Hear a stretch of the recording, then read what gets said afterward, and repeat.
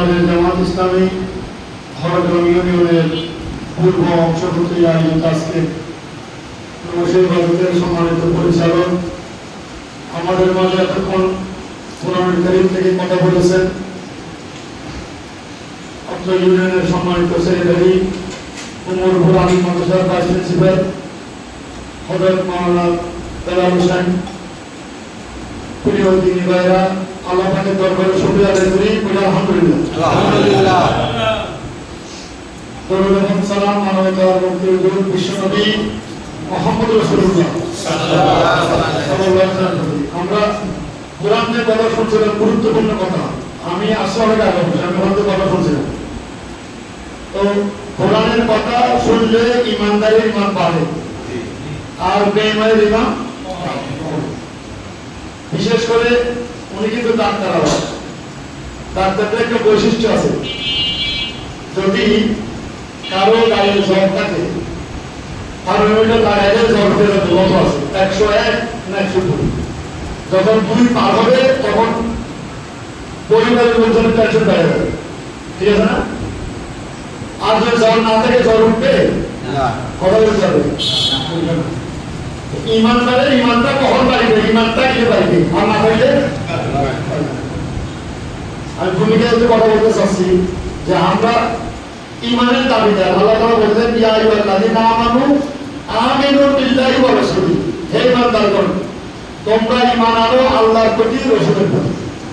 ইমানদারদের ঈমানের তো অর্থ ঈমান তো আছে, তাহলে এখানে একমত কি? আমরা যে ঈমানের দাবি করি আসলে আমরা ঈমানদার না, নিজেরা ঈমানের দাবি করি। আল্লাহ বলছে না, তোমরা ঈমানের দাবি করো, তোমরা ঈমানদার না। আমাদের সমাজে তো কথা চালু আছে, কি কথা? ঈমান আমার, আমি নামাজ না পড়তে পারি, ঈমান আমার ঠিক আছে, আছে না এই কথা? আমি বানিয়ে বলছি, আমি নামাজ না পড়তে পারি, রোজা না রাখতে পারি, কিন্তু ঈমান ঠিক আছে। কথা বুঝেন? আচ্ছা, নামাজ পড়াটা 5 ওয়াক্ত নামাজ জামাতের সাথে মসজিদে পড়তে হবে, এটা আল্লাহ এবং তার রাসূলের নির্দেশনা।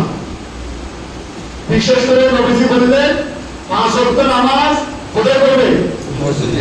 শরীয়তের ওযু ছাড়া মসজিদে পড়বে এবং দাঁড়িয়ে নামাজ পড়বে, না বসে? যদি কেউ দাঁড়াইতে না পারে বসে পড়বে, বসতে না পারলে শুয়ে পড়বে, তাও নামাজ মাপ নাই। কিন্তু আমরা সমাজে দেখছি উল্টা, ফজরের নামাজের মসজিদে মুসল্লি হাত টাকা, এখানে কে বলে পড়ায়? ইমাম। কত লোক হয়? 1000 হয়। জুমার দিন দোতলা করতে হয়ে যায়। ভাই কেমন আছেন? বাবা আলহামদুলিল্লাহ। তো নামাজ পড়ছে, নামাজ হুজুর সপ্তাহে একদিন পড়ি। কদিন? কি নামাজ? জুমার নামাজ পড়ি, বছরে 2 ঈদের নামাজ পড়ি, জানাজার নামাজ পড়ি। এমন অবস্থা, আমি তো অতবার করলাম। কয়েকদিন আগে আমি একটা প্রোগ্রাম চালাই, মাসে 1 দিন বসে ভালো মসজিদে।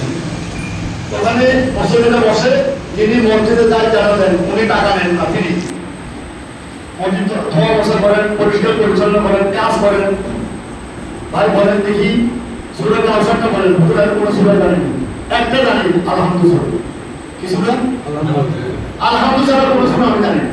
তো অন্য সূরা কি বলে? কিছু বলি না, আল্লাহ আকবার বলে চলে যাবে। আমি বাস্তব কথা বলছি, বাস্তব প্র্যাকটিক্যাল, এটা বানানো বলবো না। তো আমার হাত ধরে বলছে, হুজুর আমি আপনার কাছে শিখবো। তো আমি তো সপ্তাহে 1 দিন বেশি সময় দিতে পারবো না, আমি আমার অনেক কাজের ব্যস্ত আছে। ইমামের কাছে শিখেন, তো ইমাম কাজ শিখায় না। এই ইমাম সাহেব বল খেয়াল করেন কথা, মান সুইলা আন ইলমিন আলিমাহু সুম্মা কাতামাহু উলজিমা ইয়াউমাল কিয়ামাহ বিলিজামিন মিনান নার। নবীজি বলেন, ইমামকে প্রশ্ন করা হয়েছে, তিনি জানেন, সুম্মা কাতামাহু গোপন রেখেছেন, প্রকাশ করে নাই। উলজিমা ইয়াউমাল কিয়ামাহ বিলিজামিন মিনান নার, আগুনের লাগাম পরিয়ে কিয়ামতের মাঠে তাকে অপমানিত করা হবে। বলেন নাউজুবিল্লাহ। কাকে? ইমাম আলেমদেরকে। নবীজি বলেন, তাহলে ইমাম শিখায় না, ওনার টাইম নেই, সেটা ঠিক। ইমামকে হাজিয়ে দিবেন, সেটা আপনি দিবেন না। ইমামের তো টাকা আছে নাকি? বেতন তো সবচেয়ে বাংলাদেশের কম টাকায় চাকরি করে তারা। ইমামেরা বুঝতো না, যদি বুঝতো রাস্তায় মিছিল বার করতো যে কোরআন আইন চালু করে তাড়াতাড়ি, তাহলে আমরা সরকারি হয়ে যাবো। কথা বলেন ঠিক কিনা? আমির জামাত ডাক্তার শরীফুর রহমান ঘোষণা দিয়েছেন, আমার যা বেতন পাবো অটোমেটিক ব্যাংকে উনি লাইন করে দিয়েছেন, কমি মাদ্রাসার ফান্ডে টাকা সব ঢেলে দেবে। দেখেন নাই? জানেন যারা আপনারা দেখি সৈন্য তাও অর্ধেক জানেন। আমির জামাত ডাক্তার শরীফুর রহমান ঘোষণা দিয়েছেন, ওনার যা মাসে বেতন ভাতা পাবে কমি মাদ্রাসা উনি দান করে দিয়েছেন, অটোমেটিক টাকা চলে যাবে, তাহলে দেওয়া লাগবে না।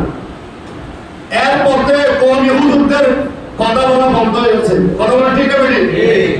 আর কথা বলে না। তারা বলছে যদি জামাত ক্ষমতায় যায় কমি মাদ্রাসা বন্ধ করে দেবে। নাউজুবিল্লাহ বলেন। এইটা কি প্রমাণ হলো? আমি বুঝাতে চাচ্ছি, এই দেশে কোরআন আইন চালু হলে, আল্লাহর দ্বীন প্রতিষ্ঠিত হলে, সত্যের শাসন প্রতিষ্ঠিত হলে আগে সুবিধা পাবে মসজিদের ইমাম আর মুয়াজ্জিন। সেটা তারা বুঝে না, আমরা বুঝে দিয়ে ব্যক্ত হচ্ছি। প্রিয় ভাইরা, যেটা বলছিলাম, তাকে উনি মসজিদে এত খেদমত করেন, তোমরা কাউসার করতে পারো না। এই জন্য দায়ী উনি, এখানে আমরাও দায়ী। আমরা যারা ইসলামী আন্দোলন বুঝেছি, কোরআনের আইন প্রতিষ্ঠিত আমরা যারা চাই, আমরা যারা মনে প্রাণে বিশ্বাস করি, আমাদের ইমানি দায়িত্ব আমার মহল্লায় সকল মুসলিমদের নিয়ে বসে কোরআনের তালিম দেয়। কথা বলা ঠিক কিনা? কোরআনের তালিম দেওয়া আমাদের ইমানি দায়িত্ব। আর ওসমান রাদিয়াল্লাহু তাআলা বল রাসূলুল্লাহ সাল্লাল্লাহু আলাইহি ওয়াসাল্লাম খায়রুকুম মান তাআল্লামাল কোরআন ওয়া আল্লামা। ওসমান রাদিয়াল্লাহু তাআলা তিনি বলেন, আল্লাহ রাসূল বলেছেন, তোমাদের মধ্যে ভালো মানুষ, শ্রেষ্ঠ মানুষ ওই ব্যক্তি যে নিজে কোরআন শিখে আরেকজনকে শেখায়। কত বড় কথা চিন্তা করেন। কোরআনের সঙ্গে যার সম্পর্ক, কোরআনের সঙ্গে যার মহব্বত, কোরআনের আইন পরিচয় করতে চেষ্টা করবে, কোরআন যিনি পড়বেন, যিনি বুঝবেন, যিনি বুঝাবেন, যিনি প্রতিষ্ঠা করতে চেষ্টা করবেন, তারা সবাই জান্নাতি। এতক্ষণ যে দাস শুনলাম, আমরা শোনার পরে চোখ দিয়ে পানি বের করে টানছি, সব ঠিক আছে, কিন্তু কোরআনের সমাজ প্রতিষ্ঠার জন্য কোন চিন্তা, চেষ্টা, সাধনা আমাদের নাই। ভাই একটু আগে বললেন যে শহীদ হওয়ার কথা, দিন কায়েমের পথে যারা শহীদ হবে তাদের মর্যাদা কত, তাদের মর্যাদা আল্লাহর দরবারে কত।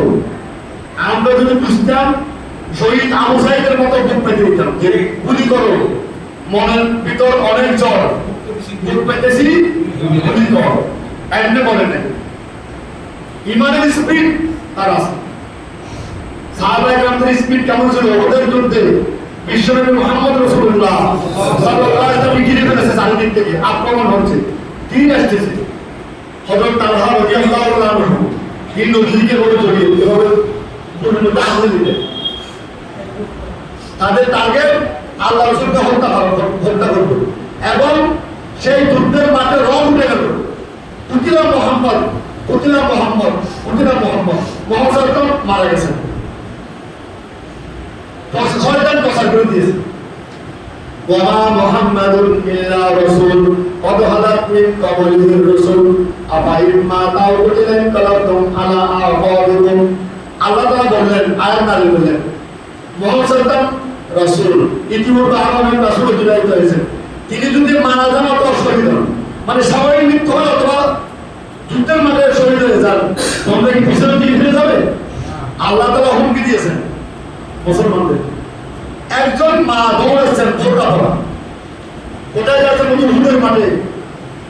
শোনো, আপনি জানেন অমুক মারা গেছে, তোমার মহিলা বলছে সেটা আমার স্বামী, আমার কোনো পরোয়া করি না।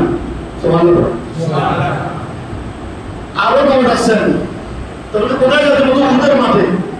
অমুক ছেলেটা শহীদ হয়েছে, বলছে সেটা আমার ছেলে, আমার কোনো পেরেশানি নেই, কিন্তু আমার নবী কেমন আছে? আল্লাহু আকবার। কথা বলে শুনতে পারেন। নিজের স্বামী মারা গেছে, যুদ্ধের মাঠে শহীদ হয়েছেন, কোনো পেরেশানি নেই, তার চিন্তা নাই। নিজের সন্তান মারা গেছে, কোনো টেনশন নাই, চিন্তা নাই, পেরেশানি নাই। আমার নবী কেমন আছে? শুনেছি নবী মারা গেছে, যে পুতিনা মোহাম্মদ সম্পর্কে কথা বলেছে। আল্লাহ রাসূল সাল্লাল্লাহু আলাইহি ওয়াসাল্লাম বললেন, আমার এই যে মহিলা সাহাবী যখন দেখলেন আল্লাহ রাসূল জীবিত আছেন, উনি জ্ঞান হারিয়ে ফেলেছে, এত তার উপর আঘাত করা হয়েছে। যখন জ্ঞান ফিরে আসলো, তখন ওই মহিলা সাহেব বলেন আলহামদুলিল্লাহ, এর নাম মোহাম্মদ নবীর প্রতি আপনার আমার কিসের মহব্বত আছে?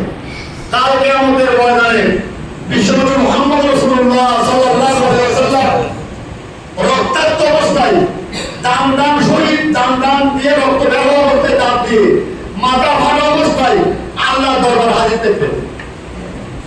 হযরত হামজা রাদিয়াল্লাহু আনহু টুকরো টুকরো অবস্থায় আল্লাহ দরবার হাজির দেখবেন।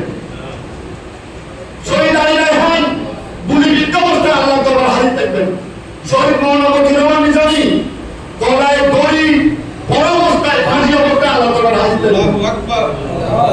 তখন আল্লাহ তাআলা বলবে, কি ব্যাপার আপনাদের এই জিনিস কেন? বুখারীর বর্ণনা, দিমাওয়া মিশকুন লাউহা জাফরান, তাদের রক্ত দিয়ে মেশকে আমরা সুগন্ধি বের হবে। তাদের রক্তের রং হবে জাফরান রং। বুখারী বর্ণনা। আল্লাহ তাআলা যখন তাকে দিয়ে বললেন, নবীজি বললেন, রব্বুল আলামিন আপনি জানেন না কেন আমার মাথা ফাটা, কেন আমার দাম দিয়ে রক্ত বের হচ্ছে, আপনি জানেন না, আপনি বলে নাই। আর সেদিন বিচারক কয়জন? করে বলতে হবে মালিক ইয়াউমিদ্দিন ফাআলুল লিমা ইউরিদ, তিনি যা ইচ্ছে তাই করেন, তার বিচারে কোনো সানি বিচার হয় না, কোনো আপিল চলবে না। আল্লাহু আকবার। আল্লাহ যা ফয়সালা দিবে কোনো আপিল করার সুযোগ আছে? আল্লাহ তাআলা বলবেন, হে রাসূল আমি আসতে বর্ণনা দিচ্ছি, আপনি দিন কায়েমের জন্য, কোরআনের বিধান প্রতিষ্ঠার জন্য, সত্যের শাসন প্রতিষ্ঠার জন্য আপনি দাম শহীদ